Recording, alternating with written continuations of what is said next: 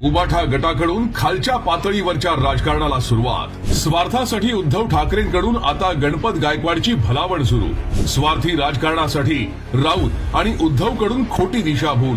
बेताल बडबड आणि वायफळ गप्पा हे दोन शब्द उच्चारले की उबाठा सेनेची दोन माणसं आठवतात। एक म्हणजे खासदार संजय राऊत आणि दुसरे म्हणजे आमदार उद्धव ठाकरे। उद्धव ठाकरेंना स्वतःला ना राज्य सांभाळायला जमलं ना पक्ष संघटना।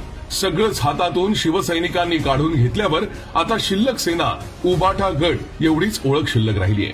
पण आता स्वार्थी राजकारणात आपली पोळी भाजायची एवढीच महत्वाकांक्षा उरल्यानं चक्क भाजप आमदारांची बाजू घेण्याची दुर्दैवी वेळ उद्धव ठाकरेंवर आलीये।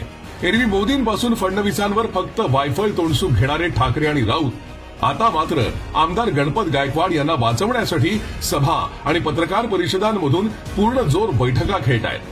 उद्धव ठाकरेंच्या याच स्वार्थी राजकारणाचा आता शिल्लक सेनेतील कार्यकर्त्यांकडून संताप व्यक्त केला जातोय।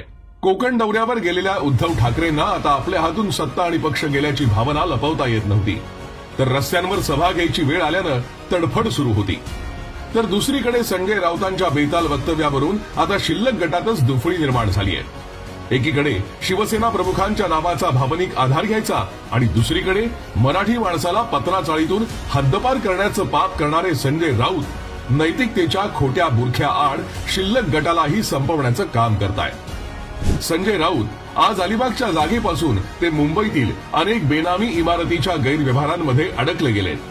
तेच आज इतरांच्या राजकीय जीवनावर कुठलाही पुरावा नसताना चिखल फेकतायत। मध्यंतरीच्या काळात एका महिलेनं संजय राऊत यांच्यावर अत्यंत गंभीर आरोप लावले। त्यात भर म्हणून कोविड काळातील खिचडी घोटाळ्यासह अनेक भ्रष्टाचार प्रकरणात राऊतांसह त्यांच्या भावाचे आणि मुलींच्या नावाचीही थेट समन्स पाठवून चर्चा सुरू झाली।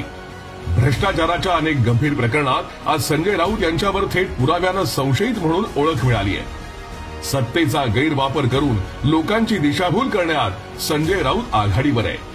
या संजय राऊतांना पुराव्याशिवाय आज सत्तेतील अनेकांवर कुठलाही पुरावा नसताना आरोपांचे चिखलफेक करण्याची सवय लागली आहे। संजय राऊतांच्या संगतीत उद्धव ठाकरेंचीही अवस्था तशीच आहे। मातोश्री 2च्या बांधकामापासून कोविड घोटाळ्यात अप्रत्यक्षपणे इतरांना गैरमार्गाचा वापर करून फायदा मिळवून देण्याच्या प्रत्येक आरोपाची सुई आता उद्धव यांच्याकडेच जातीये। तर या सगळ्यात तिसरा साथीदार म्हणजे आदित्य ठाकरे। सुशांत सिंग राजपूत प्रकरणातील आरोपांची सुई आदित्यवर जात असताना त्यांना कायम वाचवण्याचं काम उद्धव आणि राऊत जोडीनं केलं।